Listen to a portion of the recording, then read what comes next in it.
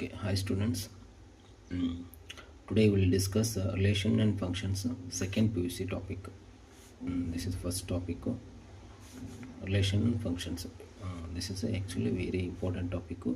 So ಇದರಲ್ಲಿಂದ ಒಂದು 5 marks plus next 3 marks ಒಂದು next 2 marks ಒಂದು MCQs.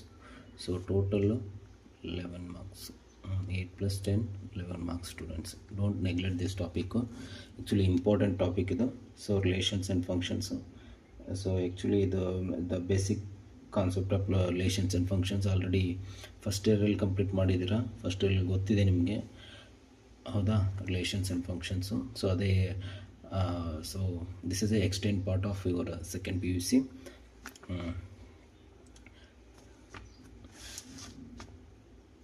ಸೊ ಇದು ನೋಡಿ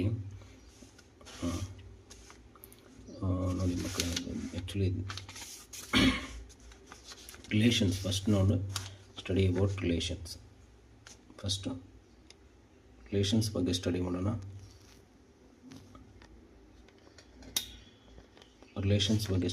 ಫಸ್ಟು. ಸೊ ಮಕ್ಕಳು ನೋಡಿ, relations. So relations means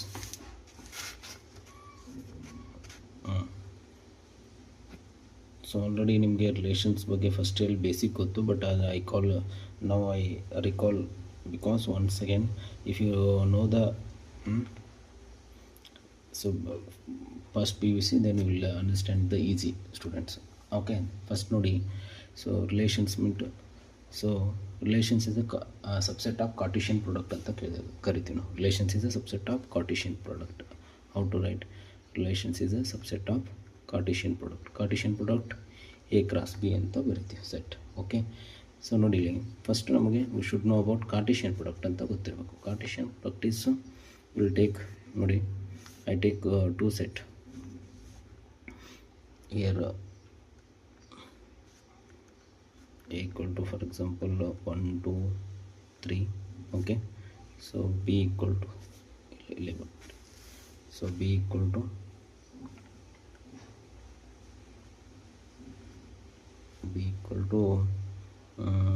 2 and 3. okay, 2 and 3. So in how to write in Cartesian product? So Cartesian product is denoted by entry. Cartesian product is denoted by A cross B. Already you know. Okay, and this is how to write. So should write pair mapping. ಗೊತ್ತಿದೆಲ್ಲ students ನಿಮಗೆ. So this is arrow mark A set, then this is B set. A set ಏನಿದೆ 1 2 3 and B set 2 and 3. So 1 is mapping with 2 and okay, 1 is mapping with also 3, and 2 is mapping with 2, and 2 is mapping with 3, and 3 is mapping with 2, and 3 is mapping with 3. ಹೌದಾ? So now it is 1 comma 1 comma 2, 1 comma 3, 1 comma 2 and 1 comma 3. So next ನೋಡಿ, 2 comma 2 and 2 comma 3. 2 comma 3. So then ನೋಡಿ, so this is next 3 comma 2. ಇಲ್ಲಿ ಬರ್ತೀನಿ ನೋಡಿ, 3 comma 3. ಹೌದಾ? So now this is a Cartesian product. So here all note. So this is ಯಾವ ರೀತಿ ಬರ್ತೀವಿ? This is a ordered pair. This is okay ಅಂತೀವಿ, ordered peer ಅಂತ. ಪೇರ್ ಅಂದರೆ ಜೋಡಿ, ಆರ್ಡರ್ಡ್ ಪೇರ್. ಹೌದಾ? So A and B also set. okay, in general, how to write in general Cartesian product? A cross B equal to A comma B such that A set belongs to capital A set and B element belongs to capital B. So this is our general equations. For example, ಅದೇ, so ಈ ರೀತಿ ಆಗುತ್ತೆ. B cross A equal to set A comma B belongs to such that belongs to A set belongs to ಯಾವ set ರೀ? So which is first set here? B set. So B set. Then next B element belongs to A set. This is our B cross A. So now you should know what you know. Clarity. So conclusion ಏನ್ರಿ? Conclusion ಏನು? A cross B is not equal to B cross C. ನೋಡಿ ಇದು already ನೀವು first ಇಯರಲ್ಲಿ prove ಮಾಡಿದ್ರೆ A cross B is not equal to B cross C, ಹೌದಲ್ಲ. So this is our Cartesian product. So Cartesian product ನೋಡಿ ನಮಗೆ ಏನಂದಿವಿ ನಾವು, relations is a subset of A cross B, ಹೌದಾ. ಸೊ ನಾವು ನೋಡಿ I take this relations okay. I depend on relations a comma b belongs to such that a plus b is greater than equal to 6. A plus b is greater than equal to 6 but 4. Okay, for all a belongs to set a and b belongs to set b, ಹೌದಾ, ಈ ರೀತಿ. So ನೋಡಿ, so ಈ relation satisfied ಮಾಡುವಂಥ elements ಯಾವ್ಯಾವ order pair. So ನೋಡಿ add ಮಾಡಿದರೆ ಇದು ಎ ಇದು ಬಿ, ಫಸ್ಟ್ ಎಲಿಮೆಂಟ್ ಎ, ಹೌದ್ರಲ್ಲಿ B is a second element. So ನಾವು 1 + 2 ಈಸ್ 3 ಆಗುತ್ತೆ, but it is not satisfying this conditions. 1 + 4 is 1 + 3 is 4. Okay, this is equal to, then 1, 3 is satisfying. Then next 2, 2, this is also satisfying. So next 2, 3 because greater than 4. Okay, this is also satisfying. 3, 2, then 3, 3, this is also satisfying. Now tell me what you know about ಏನು ತಿಳ್ಕೊಂಡ್ರೆ students. ಈಗ ನೋಡಿ ನಿಮಗೆ r = 1, 3. So ನೋಡಿ ಹೀಗೆ Cartesian ಪ್ರಾಡಕ್ಟಲ್ಲಿ these elements are present. ನೋಡಿ 1, 3, 2, 3, so all are present. So ನೋಡಿ ಈ elements are present in main ಸೆಟ್ಟಲ್ಲಿದ್ದರೆ ಓಕೆನಂತೀವಿ, ಸಬ್ಸೆಟ್ ಅಂತೀವ್ರ, ಸಬ್ಸೆಟ್ ಗೊತ್ತಾ.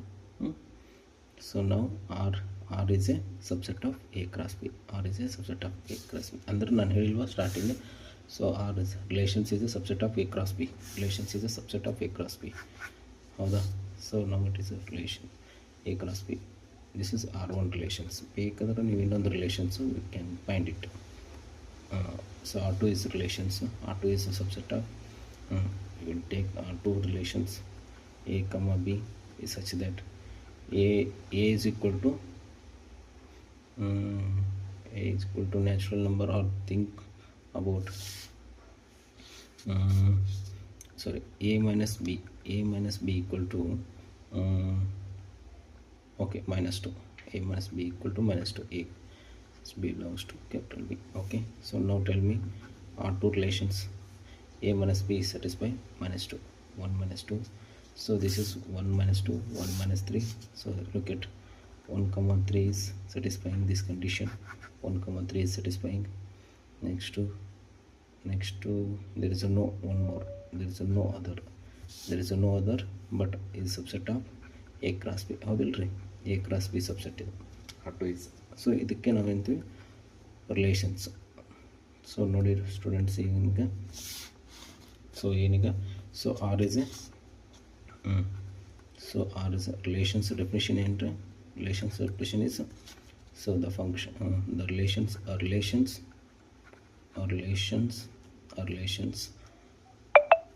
are from so non-empty set ಯಾಕೇಳ್ರಿ. So for example empty set ಆದರೆ ಏನಾಗುತ್ತೆ,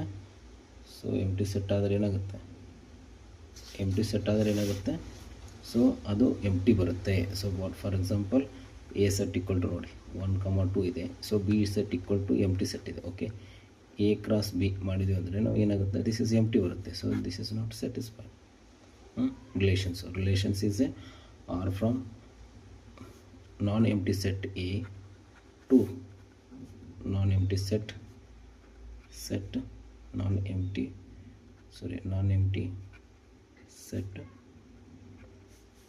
set B. Non-empty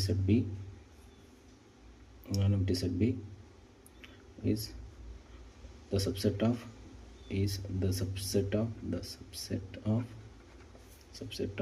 Cartesian product.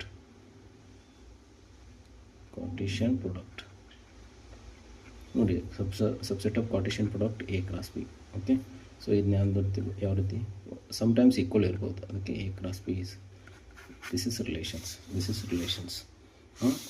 So something, this is relations. Understood, students? So relations definitions. Okay, thank you.